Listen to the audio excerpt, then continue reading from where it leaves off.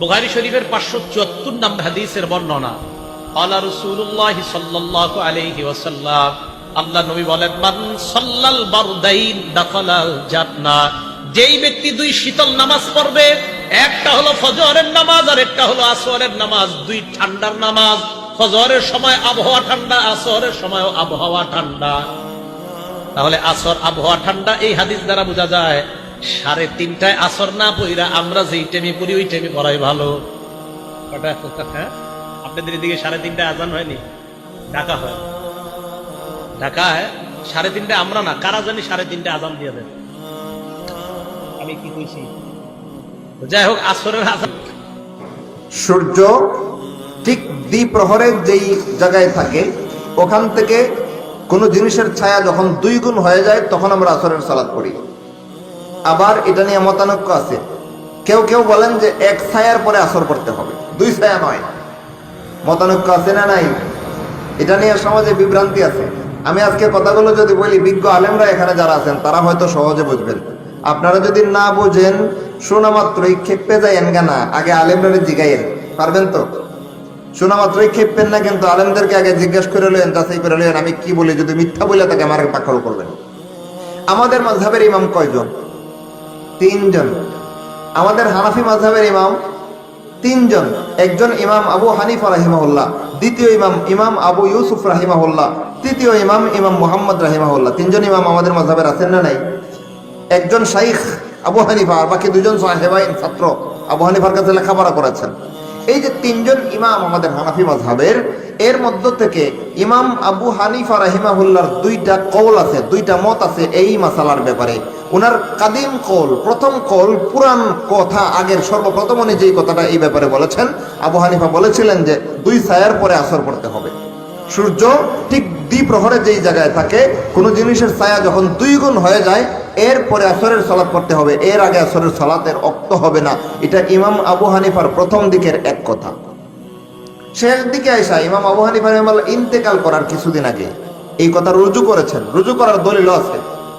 হানাফি ফিকহ নিয়ে যারা গবেষণা করেন তাদের কাছে জিজ্ঞেস করে দেখেন, বিজ্ঞ মুতালাওয়ালা মুফতি সাহেব যারা আছেন, মুতালাওয়ালা মুফতি সাহেব, ভাই আমি সাধারণ মুফতি সাহেব বলি নাই, কারণ আজকাল মুফতি যে কোনো জায়গায় মাদ্রাসায় ইফতাখানায় ভর্তি হয়ে 6 মাস ইফতায় আসা যাওয়া করে নামের আগে তো মুফতি লাগাই দিচ্ছে। এমন মুফতি আছে না নাই? বহু মুফতি আছে এমন।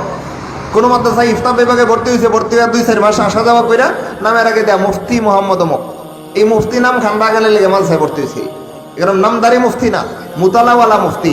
যারা হানাফি মাযহাবের উসুলি কিতাবগুলো, ফিকহের কিতাবগুলো ভালো রকম মুতালা করে, এদেরকে জিজ্ঞেস করে দীক্ষা লয়েন, যাচাই করে লয়েন। ইমাম আবু হানিফা রাহিমাহুল্লাহ প্রথম দিকে যেই কথাটা বলেছিলেন যে 2 ছায়ার পরে আসর পড়তে হবে, জীবনের শেষ দিকে এসে ইন্তেকালের আগে, এই কথা থেকে রুজু করেছিলেন বলেও কিছু মত পাওয়া যায়। বলা আছে যে ইমাম আবু হানিফা ইন্তেকালের আগে বলেছেন যে 1 ছায়ার পরে আসর পড়তে হবে, 2 ছায়ার পরে অনেক বিলম্ব হয়ে যায়। এটা ইমাম আবু হানিফা রাহিমাহুল্লাহর 2টা কওল। আর বাকি যেই 2 ইমাম আছেন আমাদের মাযহাবের, ইমাম মুহাম্মদ এবং ইমাম আবু ইউসুফ, এই 2 জনের সমন্বিত রায় 1 ছায়ার পরে আসর পড়তে হবে, 2 ছায়া নয়। কাদের মত? সাহেবাইনের মত। আবু ইউসুফ আর ইমাম মুহাম্মদ, তাদের 2 জনের এক কথাই যে সূর্য ঠিক 2 প্রহরে যে জায়গায় থাকে ওখান থেকে 1 ছায়া পরিমাণ হেলে পড়ার পরেই আসরের রক্ত হয়ে যায়। এর ভিতরে জোহরের রক্ত, আর 1 ছায়া পরিমাণ হেলে পড়লে আসরের রক্ত। ছায়া আসলি বাদ দিয়া, মূল ছায়া সহ না, কিন্তু ছায়া আসলি বাদ দিয়া। ওগুলো আপনারা অনেকে বুঝবেন না, বিজ্ঞ আলেম যারা আছেন তারা বুঝতেছেন। তো 1 ছায়া পরিমাণ ছায়া আসলি বাদ দিয়া অতিক্রম করলে পরে আসরের রক্ত হয়ে যায়। এটা সাহেবাইনের মত এবং ইমাম আবু হানিফার শেষ দিকের মত। তাইলে আমাদের হানাফি ফুকাহায়ে কেরামদের ওই রায় আছে 1 ছায়ার পরে আসর পড়ে ফেলার, আছে না নাই? কিন্তু ওই জিনিসটা সমাজে আমরা আমলে প্রসার লাভ করাই নাই।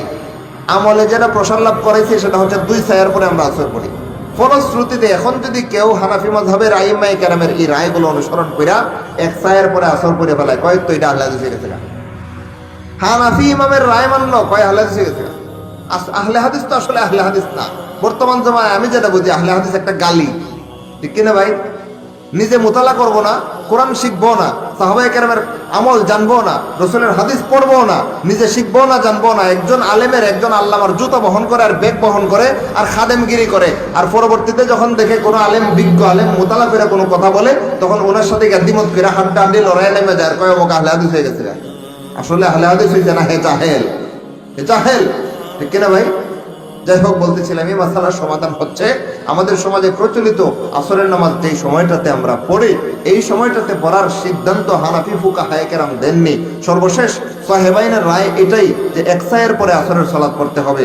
ইমাম আবু হানিফা রাহিমাহুল্লাহর দ্বিতীয় রায় এবং ইন্তেকালের আগে যে রায় তিনি রুজু করেছেন সেখানেও পাওয়া যায় যে একসায়ের পরে আসর পড়তে হবে, সায়া আসলি বাদ দিয়া। সুতরাং সেটাই আমল করার দরকার ছিল।